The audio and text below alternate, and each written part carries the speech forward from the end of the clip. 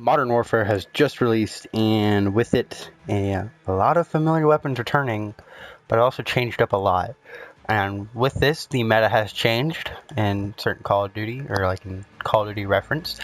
So now we're going to be taking a look at some of the early game weapons that you can use that will really help your flow of combat and the whole new flow of the game.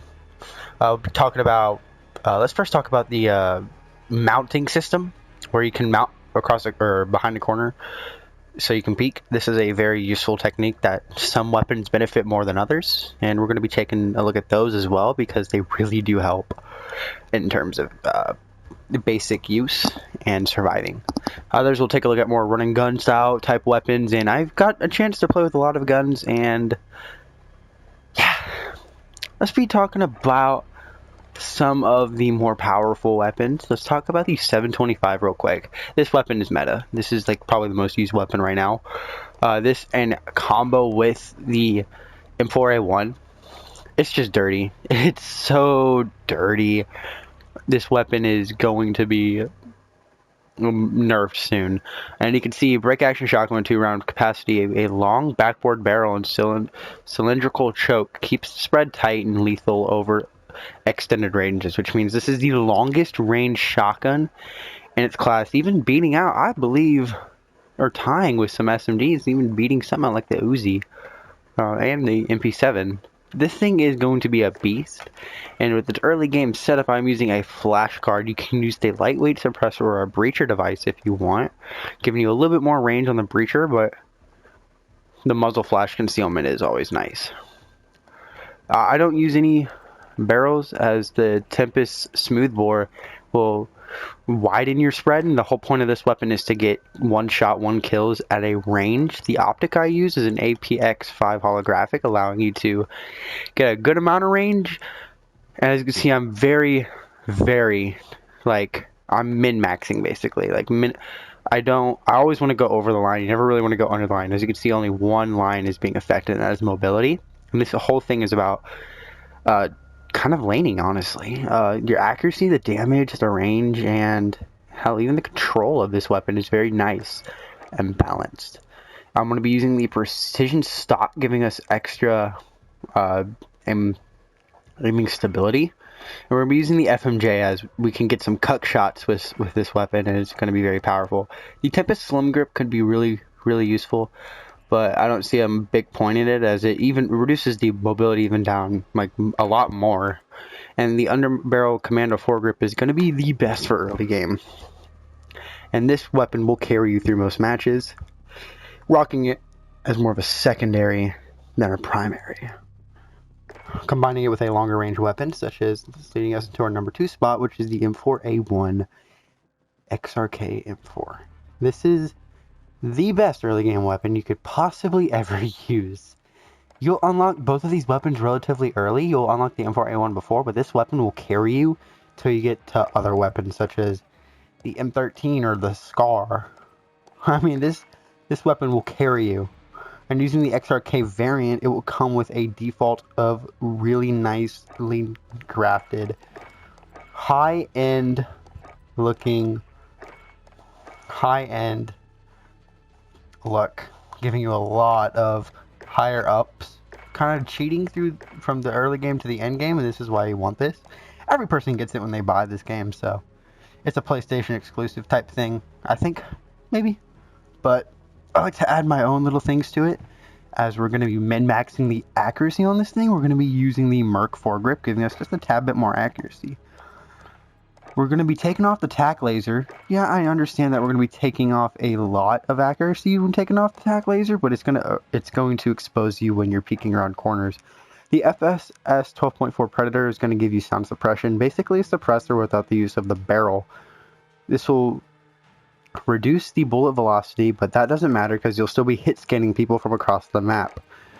The sight I use is the 4x flip hybrid, allowing me to go in close and far ranges, as this thing is going to dominate at far ranges. We're using the M16 stock with its perk of... we don't use a perk. We're going to be using the granulated grip tape, giving us a little bit more control and more accuracy than the typical laser. But if you want to, feel free to switch it out for FMJ, but I don't find myself shooting through walls.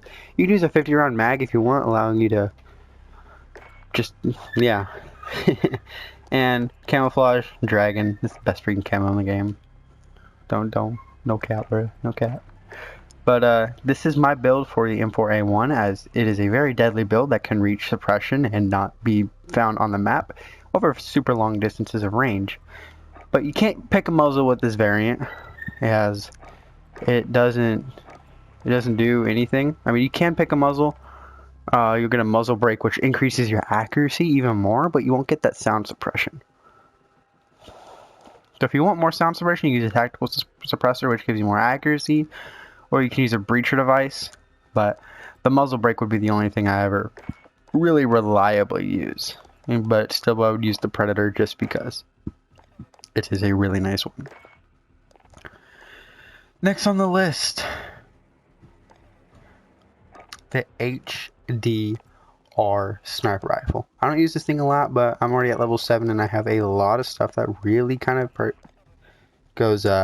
stands out and kind of really just brings this weapon all together. Its damage is increased as its damage is increased with the FMJ perk. You're going to want this, and you're going to be rocking a tactical suppressor, giving you, well, sound suppression. I'm going to be using the Scout optic because a shorter range sniper, but whenever you get the chance, you would definitely want to use a hybrid. I believe there are hybrids for this. And the 7 round mag because I have nothing else, but this sniper rifle, with all of its attachments, blends really well as one of the cheapest using sniper rifles in the game until you unlock the bad boy AX50, which is your fat boy.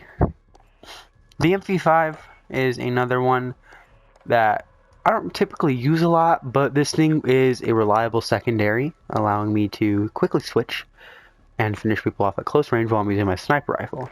You can use other SMGs, such as a P90, that will help with that dank fire rate, as I believe it has some of the fastest fire rate in the game, and it is reliable. It is a very reliable one.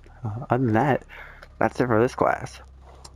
The Kilo 141 is what I used before I did the M4A1 carbine, M4A1, but if you have something in the armory for the weapon, you can actually cheap it and use that weapon before you even unlock it. Explaining, if you don't have the M4A1 unlocked yet, but you do have the XRK variant, you can use that, but you won't gain any weapon XP. But the M4A1 is a very reliable weapon at fast fire rate. It is the most reliable, fully automatic, all-purpose battle rifle. And like it says, control your shots, and this weapon can be very effective at range. All ranges this thing will melt, and that's why it is one of the best if you build it for accuracy. The Kilo 141 is an all-arounder kind of it's supposed to improve the handling. It's supposed to be steady. And it has a good fire rate, allowing it to be very useful, which means it's a good ranged weapon as well, but it's not a good medium to close range. It's more better at range because it has that. So I'll be using the FMJ perk and the basic red dot sight. So I have yet to unlock much, but this was the first ever assault rifle I used, or first ever gun, and it was really reliable until I could unlock all my other guns.